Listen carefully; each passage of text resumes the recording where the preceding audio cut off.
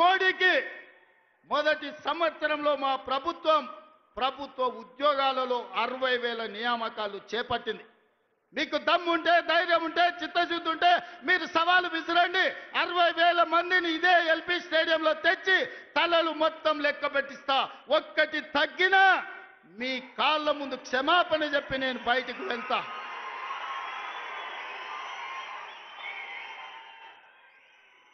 ఇది మా లెక్క, ఇది మా నిజాయితీ. ప్రైవేట్ కార్పొరేట్ కంపెనీల్లో 1,00,000 ఉద్యోగాలు ఇచ్చినాం. నేను మా మిత్రుడు శ్రీధర్ బాబు విదేశీ పర్యటనలో 3 లక్షల కోట్ల పెట్టుబడులు తీసుకొచ్చినాం. ఇవాళ అంతర్జాతీయ స్థాయిలో తెలంగాణకు ఒక గుర్తింపు గౌరవాన్ని తీసుకొచ్చినాం. అందుకే మిత్రులారా, ఆనాడు హాస్టళ్లలో, సంక్షేమ హాస్టళ్లలో ఎన్నడా పిల్లల్ని పట్టించుకోలే.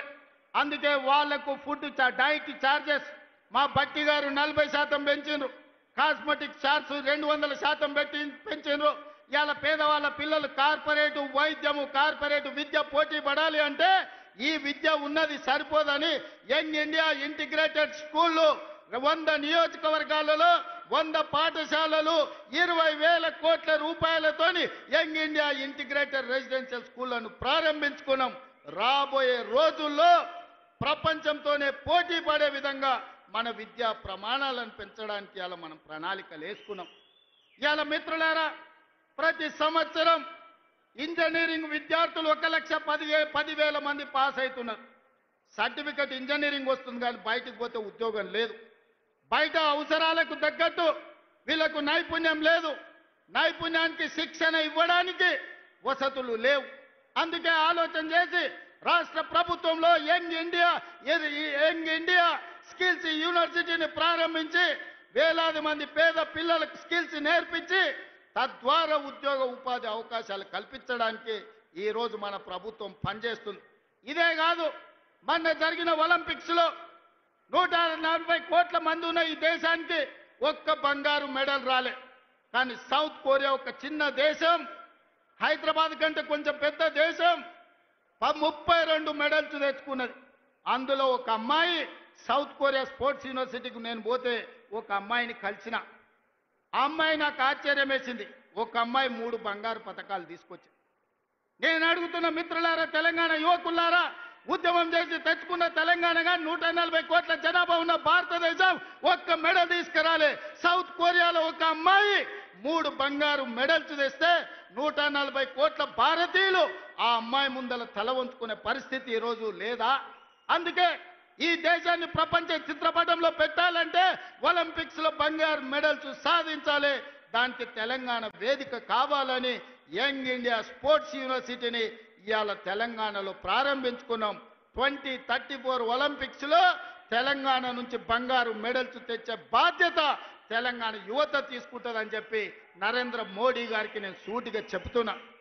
మిత్రులారా, ఇలా చెప్పుకుంటూ వెళ్తే ఎన్నో విజయాలు ఉన్నాయి. పనిలో పడి ప్రచారం చేసుకోవడంలో మేము మర్చిపోయినాం. మన వాళ్ళు చెబుతుంటే అరే ఇన్ని చేసిందా మన ప్రభుత్వం? సన్నబియ్యం ఇచ్చిందా? రైతు రుణమాఫీ చేసిందా? రైతు భరోసాకు నిధులు ఇచ్చిందా? 60,000 ఉద్యోగాలు ఇచ్చిండ్రా? అమ్మ ఆదర్శ పాఠాలు నిర్వహించిండ్రా? స్కిల్స్ యూనివర్సిటీ పెట్టిండ్రా? స్పోర్ట్స్ యూనివర్సిటీ పెట్టిండ్రా? ఇట్లా ప్రతి కార్యక్రమాన్ని చర్చినప్పుడు ఆశ్చర్యంతో నోరు తెరిచి చూస్తున్నారు. మరి ఎందుకు ఈ రోజు అవి మనం ప్రచారం చేసుకోలేకపోతున్నాం? అందుకే మిత్రులారా, ఈ రోజు వాళ్ళు పెట్టుబడి పెట్టి కిరాయి మనుషులను పెట్టి దుబాయ్లో ఆఫీసులు పెట్టి విష ప్రచారం చేస్తున్నారు. అందుకే ఇవాళ ఈడికొచ్చిన వేలాది మంది కాంగ్రెస్ పార్టీ కార్యకర్తలే మా బ్రాండ్ అంబాసిడర్లు. మీరే ప్రచార కార్యకర్తలుగా మారండి, మీరే ఈ ప్రభుత్వానికి బ్రాండ్ అంబాసిడర్లుగా మారండి. సోషల్ మీడియాలో యుద్ధం ప్రకటించండి. మన యుద్ధంలో కల్వకుంట్ల గడి తుణుకలు అయిపోవాలి. అందుకే మిత్రులారా, ఇవాళ మనం కలుసుకున్నాం. మా ఎన్నికలు అయిపోయినాయి. ఎమ్మెల్యే అయిపోయింది, ఎమ్మెల్సీ అయిపోయింది, ఎంపీ అయిపోయింది, ప్రభుత్వం అయిపోయింది. నాయకుల ఎన్నికలు అయిపోయిన వేదిక మీద ఉన్నోళ్ళకు ఇక ప్రాణ సమానులైన మా కార్యకర్తల ఎన్నికలు ఉన్నాయి. మిమ్మల్ని గెలిపించే బాధ్యత నాది. సర్పంచులుగా, వార్డు మెంబర్లుగా, ఎంపీటీసీలుగా, ఎంపీపీలుగా, జడ్పీటీసీలుగా, జిల్లా పరిషత్ చైర్మన్లుగా, కౌన్సిలర్లుగా, కార్పొరేటర్లుగా, మేయర్లుగా మిమ్మల్ని గెలిపించే పూచి నేను తీసుకుంటా. మీ సోదరుడు మీకు అండగా నిలబడతాడు. గ్రామ తండాలలో గూడాలలో మారుమూల పల్లెల్లో కంకణం కట్టుకొని బయలుదేరండి. రాబోయే స్థానిక సంస్థల్లో 100% కాంగ్రెస్ పార్టీ కార్యకర్తలకు న్యాయం జరుగుతుంది. మిమ్మల్ని గెలిపించుకునే పూచి నాది. ఇవే కాదు, ఈరోజు గుడి కమిటీలు కావచ్చు, మార్కెట్ కమిటీలు కావచ్చు, కార్పొరేషన్లో డైరెక్టర్లు కావచ్చు, అన్ని పదవులు ఇచ్చే వరకు ఈరోజు విశ్రమించను. మీ కండగా నిలబడడానికి మీనాక్షి నటరాజన్ గారు ఢిల్లీ నుంచి వచ్చిండ్రు. మీకు 100% న్యాయం జరుగుద్ది. మీకు న్యాయం చేసే బాధ్యత నాది. ఇదే కాకుండా చాలా మంది నాయకులకు ఒక భయం ఉంది. మా దగ్గర ఎమ్మెల్యే గెలిచిండు, లేకపోతే మా దగ్గర ఎవరో ఎమ్మెల్యే వచ్చిండు, రేపు భవిష్యత్తులో నా పరిస్థితి ఏందని. అందుకే నేను ఒక మాట చెప్పదలుచుకున్నా. వచ్చే ఎన్నికల్లో సీట్లు పెరగబోతున్నాయి.